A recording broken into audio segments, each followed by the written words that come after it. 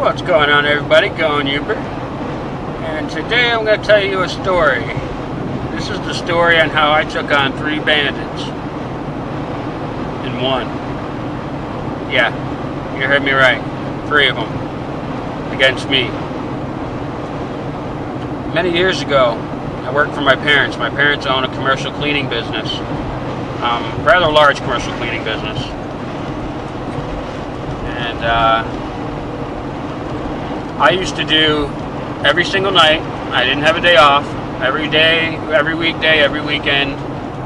I'd start work at about midnight, and I would clean a place, Cadillac sale showroom that sold Cadillacs, and I would clean 2 golf courses. And on these golf courses, I had to. I didn't have to clean the kitchens up. I only had to clean up the dining rooms and the offices and the bathrooms, and even the bathrooms out on the course. So I would get out there late at night and I would clean up the clubhouse and do all that stuff. Then I would get in a golf cart that they would leave me, and I would go clean all the bathrooms out on the course and change, put cups in there for their drinking deals and all that stuff. And one of the places I cleaned was called Pelican Point. Yes, Pelican Point. I wasn't sure if it was Jacaranda or the Pelican Point, but it was Pelican Point. And it's in Venice, Florida. Nice course, gated, security, gate, everything, manned 24 hours a day. You could, have a house on the course. Real nice place, like money, And one night I was coming into the guard check, and the guard told me, hey, listen, somebody's been breaking into the clubhouse and stealing booze and stealing things out of the clubhouse. And they've been coming in late at night. Have you seen anything? And I'm like, no, they must be waiting until I leave, because I don't really ever see anything out of place, Go in and do what I got to do, and I get going. I have never seen anybody up there at the clubhouse while I've been there. Not once have somebody stopped in, not even a guard, nobody.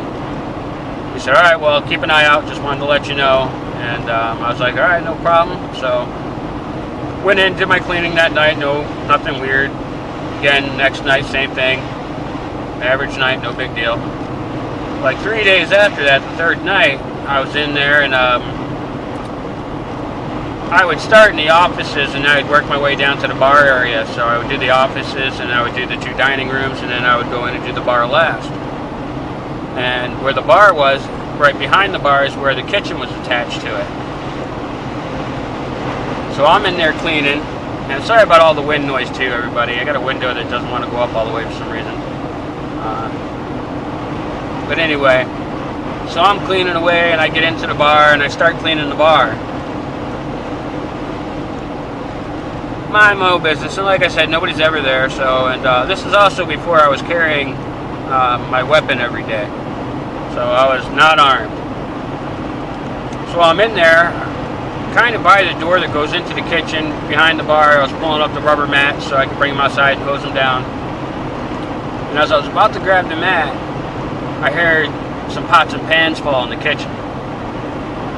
I was like, oh my God. Let me rewind this. That night, all the phone lines happened to be off because they were putting a new system in.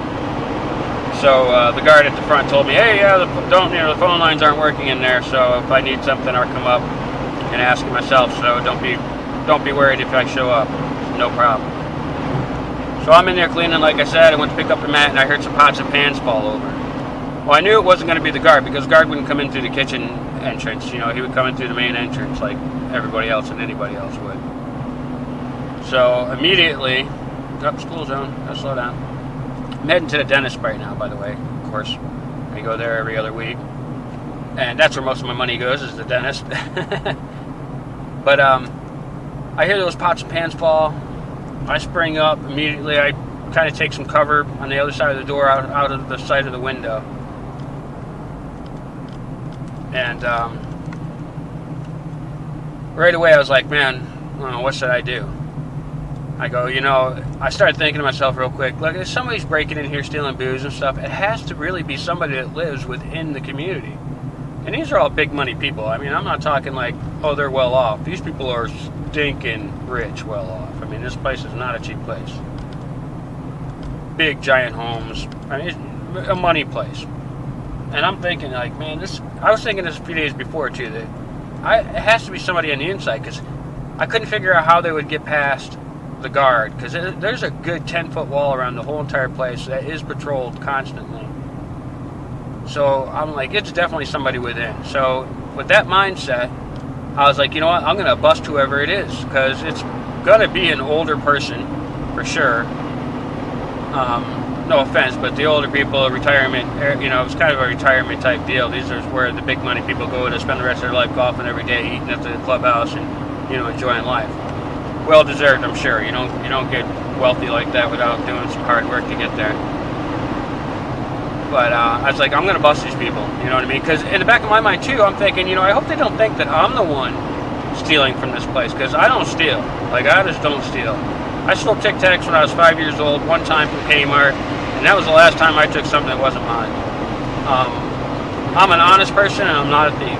I know I have a lot of crazy stories, and people, you know, some people question those stories, but trust me, if I'm telling you, it's the truth. And it's not just the truth. It's not just the truth in my eyes alone. It's what really happened, like the good, the bad, the ugly, everything. I'm not the type of person to pat myself on the back. But I'm going to make this bust. So I was like, all right, just go in there and just turn on the intense level to 1,000.